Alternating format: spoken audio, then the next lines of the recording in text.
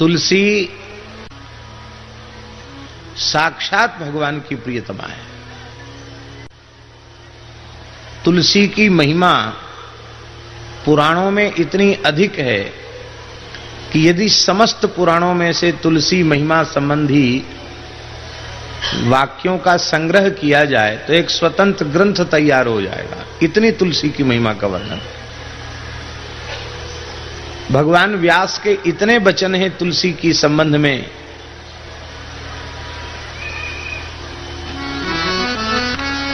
स्कंद पुराण वैष्णव खंड में भगवान व्यास कह रहे हैं, यत्कंठे तुलसी नास्ति ते नरा मूढ़ मानसा शुनो विष्टा समम चान्नम जलम च मदिरा समम जलम च मदिरा समम। जिनके कंठ में तुलसी नहीं है वे मूढ़ मनुष्य हैं। उनके द्वारा स्पर्श किया हुआ अन्न श्वान विष्टा के तुल्य है, कुत्ते की विष्टा के तुल्य है। उनके द्वारा स्पर्श किया हुआ जल मद्य के समान त्याज्य है, अपेय है, अस्पृश्य है।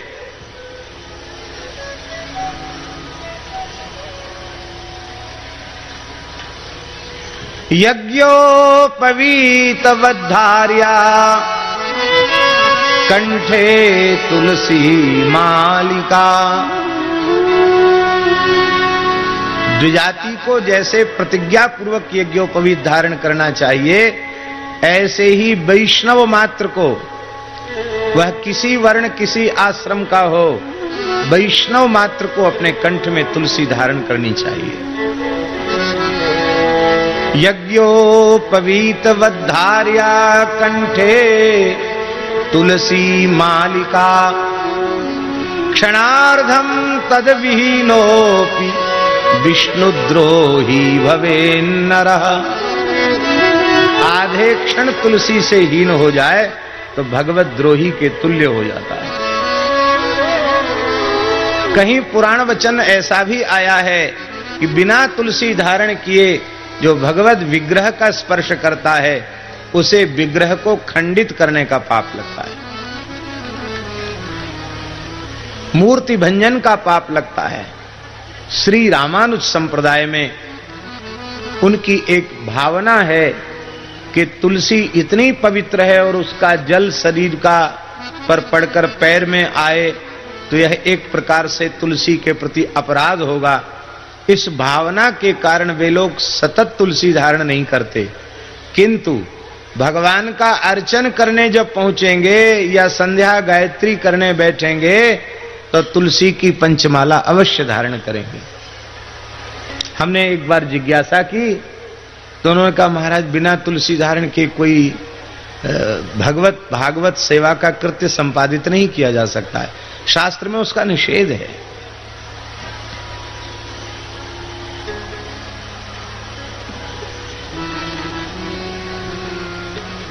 या दृष्टा निखिलाघ संग समनी। तुलसी दर्शन मात्र से संपूर्ण अघ संग का समन करती है। दर्शन से पाप राशि नष्ट होती है तुलसी के। या दृष्टा निखिलाघ संग समनी स्पृष्टा वपुष्पावनी। स्पर्श से शरीर को पवित्र करती है, पद्म पुराण का श्लोक है।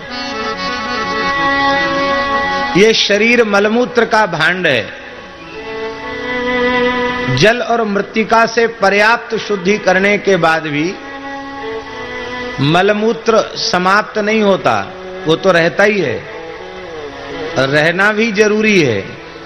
सारा मल निकल जाएगा तो आदमी मर जाएगा। मल मूत्र पर ही प्राण टिके हुए हैं, आप सोचिए। तो मलमूत्र की थैली तो भीतर है। ऐसी स्थिति में चाहे जितनी जल और मृत्तिका से शुद्धि करे तो भी अशुद्धि बनी रह जाती है। तो फिर वह अशुद्ध देह भगवत सेवा के योग्य कैसे बने? तो तुलसी के स्पर्श से देह में भगवत सेवा की पात्रता का उदय हो जाता है। इसलिए स्पृष्टा वपुष पावनी, स्पर्श से वो शरीर को पवित्र कर देती है। रोगाणाम अभिवंदिता निरसनी, अभिवंदिता रोगाणाम निरसनी। तुलसी को नित्य भावपूर्वक जो प्रणाम करते हैं उनके शरीर में कभी महाव्याधि उत्पन्न नहीं होती है, महारोग असाध्य रोग कभी उनके शरीर में पैदा नहीं होते, जो नित्य तुलसी को भावपूर्वक साष्टांग वंदन करते हैं। सिक्तांत कत्राशिनी, तुलसी में नित्य जल अर्पित करने वाले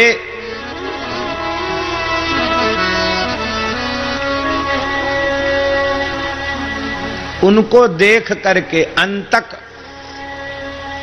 अंतक शब्द यहां यम का वाचक है, यमराज काल, उनको त्रास हो जाता है।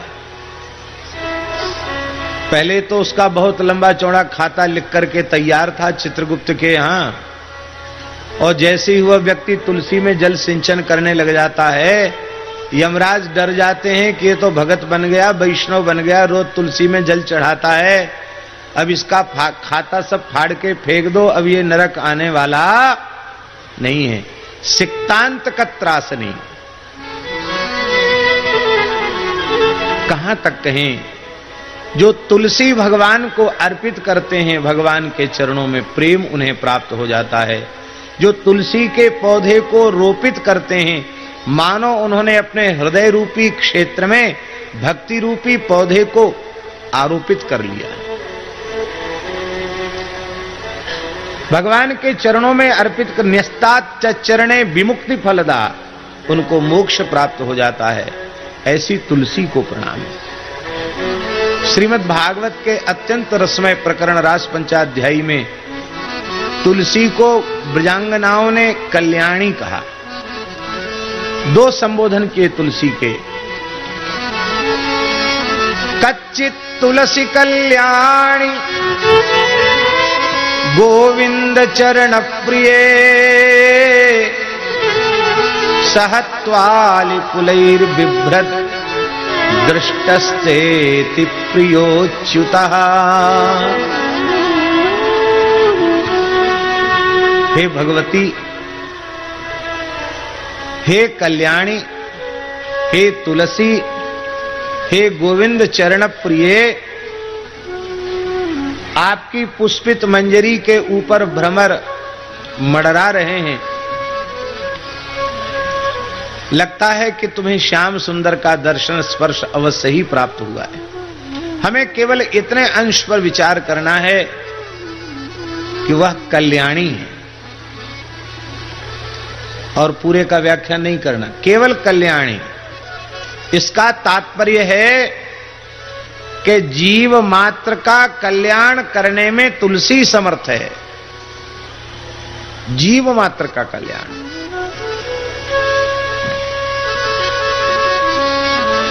बालक, छोटा बच्चा, दूध पीने वाला बच्चा मलमूत्र में सन करके अत्यंत मलिन हो जाता है। उसका जन्मदाता पिता भी सहसा उसको अपनी अंक में नहीं उठाना चाहता है, मलमूत्र में सने हुए बालक को। किंतु उसी मलमूत्र में सने हुए बालक को माता अपनी गोद में उठाने में तनिक भी घृणा नहीं करती, अपितु उसको अपने हाथों में उठाकर उसकी शुद्धि करके, स्नान करा के, श्रृंगार करके, वस्त्राभूषण पहरा करके उस बालक को इतना सुंदर बना देती है, डिठोना लगा के, काजर लगा के, कि पिता की तो चले क्या, उस बालक को देखकर राह चलते राहगीर का मन भी मचलता है कि एक क्षण रुक करके इस बालक को गोद में लेकर प्यार करूं तब आगे बढ़ूं। यही स्थिति हम जीवों की है। अविद्या माया के षड विकारों के पंख में पंकिल हो करके हम इतने मलिन हो रहे हैं, इतने पंकिल हो रहे हैं कि वात्सल्य गुण सागर भगवान भी संकोच कर रहे हैं उठाने में। पर जब सद्गुरुदेव भगवान तुलसी को कंठ में विराजमान कर देते हैं और जब साधक तुलसी का आश्रय ले लेता है तो तुलसी महारानी धीरे धीरे उसे इतना पवित्र बना देती हैं कि वह जगत पिता जगन्नाथ की गोद के योग्य हो जाता है। सब ललचाते हैं कि ये हमारे यहां चले, ये हमारे यहां चले हैं। राहगीर ललचाते हैं ना कि हमारी गोद में आ जाए, हमारी गोद में आ जाए। वृंदावन के महान रसिकाचार्य स्वामी श्री हरिदास जी की परंपरा के एक महान वाणीकार श्री स्वामी भगवत रसिक देव जी के संबंध में आता है कि जब वे नैनी प्रयाग में यमुना जी के तट पे जब भगवत लीला में प्रवेश करने के लिए जब उनका समय आया तो देवराज इंद्र स्वयं उपस्थित है कि आप इंद्रलोक को अपनी चरण रस से पवित्र कीजिए। ब्रह्मा जी स्वयं उपस्थित हैं, आप अपनी चरण रस से ब्रह्मलोक को कृतार्थ कीजिए। भगवान शिव स्वयं उपस्थित हैं, शिवलोक को, कैलाश को अपनी चरण रस से आप पुनीत कीजिए। साक्षात भगवान श्री हरि उपस्थित हैं, आप अपनी चरण रस से वैकुंठ को पावन कीजिए। पर भगवत रसिक जी ने कहा, पंछी जहां का है उड़ के वहीं जाएगा, ये हंस जहां का है वहीं जाएगा। और वे श्री वृंदावन आ गए और आज भी बावरी में श्री भगवत रसिक जी महाराज आज भी विराज रहे हैं। इस चरित्र से यह बात तो प्रमाणित हो गई कि ये तुलसी महारानी इतना सुंदर जीव को बना देती हैं कि ये बड़े बड़े देवता भी अपने लोकों में उसको ले जाने का आग्रह करने लग जाते हैं। ऐसी तुलसी की महिमा है, ये जीव मात्र का कल्याण करने वाली है। वैष्णवी दीक्षा से युक्त लोगों को तो तुलसी धारण करना ही चाहिए। अन्य देवतांतर की दीक्षा से युक्त लोग भी तुलसी धारण कर सकते हैं। तुलसी धारण में किसी परंपरा का कोई विरोध नहीं है। बस इतनी सी बात अवश्य है, तुलसी धारण करने वाले व्यक्ति को जो वस्तु भगवान को भोग नहीं लग सकती है उस वस्तु को आहार के रूप में ग्रहण नहीं करना चाहिए। व्यसन मुक्त जीवन हो, खान पान शुद्ध हो, बस इतनी जरूरत है तुलसी धारण करने वाले को। तुलसी स्नान के समय शरीर पर हो। पुराणों में स्नान काले तु यस्यांगे दृश्यते तुलसी शुभा सर्व तीर्थेषु स्नातम भवति तेन न संशयः। शरीर पर स्नान के समय तुलसी की माला है, तुलसी की कंठी है, तो तुलसी को छूकर जो जल शरीर पर पड़ता है उसे संपूर्ण तीर्थों में स्नान का पुण्य मिल जाता है।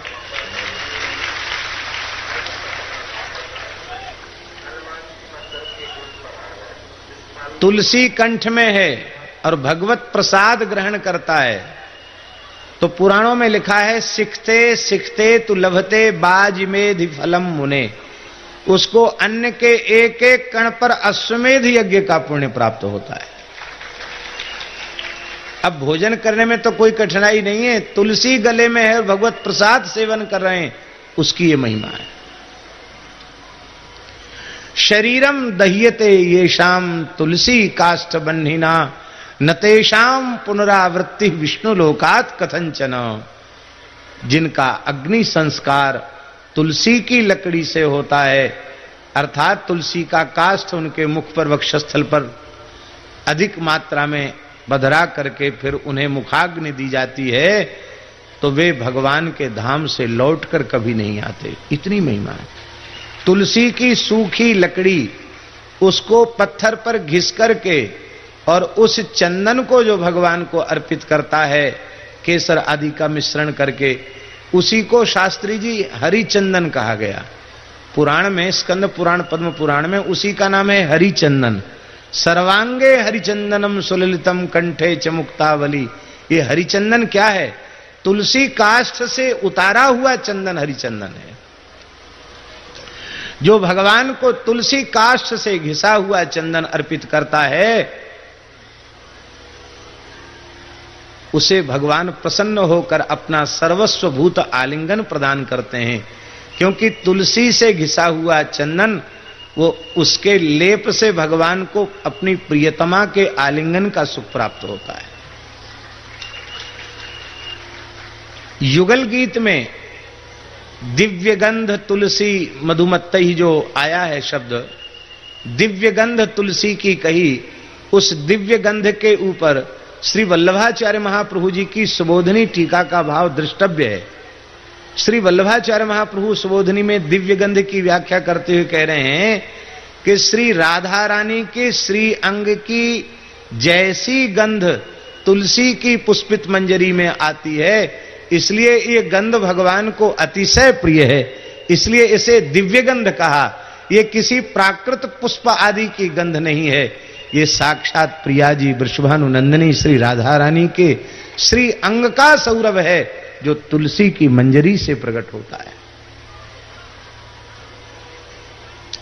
भगवान को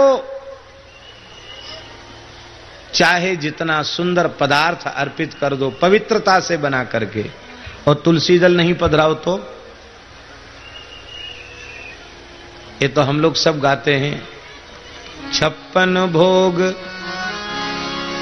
36 व्यंजन, बिन तुलसी हरि एक न मानी। नमो नमो तुलसी महारानी।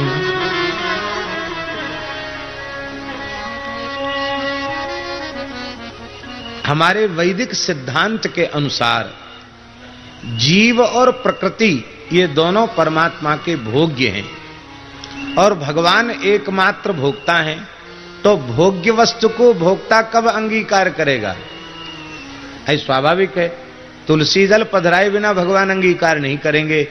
ऐसे ही गुरुदेव भगवान जब तक तुलसी दल नहीं पधरा देते हैं, तुलसी की कंठी धारण नहीं करा देते हैं, तब तक ठाकुर जी अंगीकार करते नहीं हैं।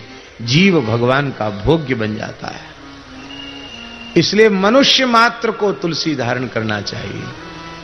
अब बहुत से लोगों में भ्रम है कि तुलसी पहनने वाले रुद्राक्ष न पहने, रुद्राक्ष पहनने वाले तुलसी न पहने। देखो, यदि इस प्रकार का वचन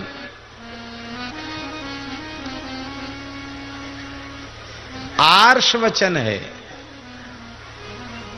श्रुति में इस प्रकार का निषेध हो, इतिहास पुराण में इस प्रकार का निषेध हो, स्मृतियों में इस प्रकार का निषेध हो, तब तो बात मान्य है।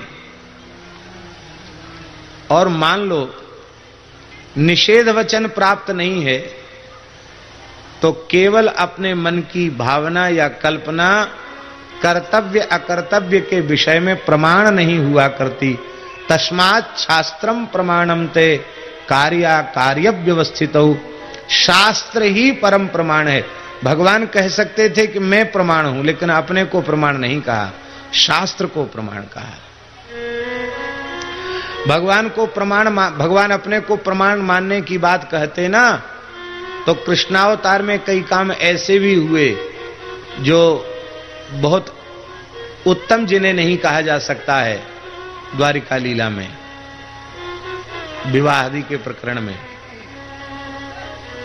तब तो सब गड़बड़ हो जाएगा। लोग कहेंगे भगवान ने किया, हम क्यों ना करें, भगवान तो परम प्रमाण है।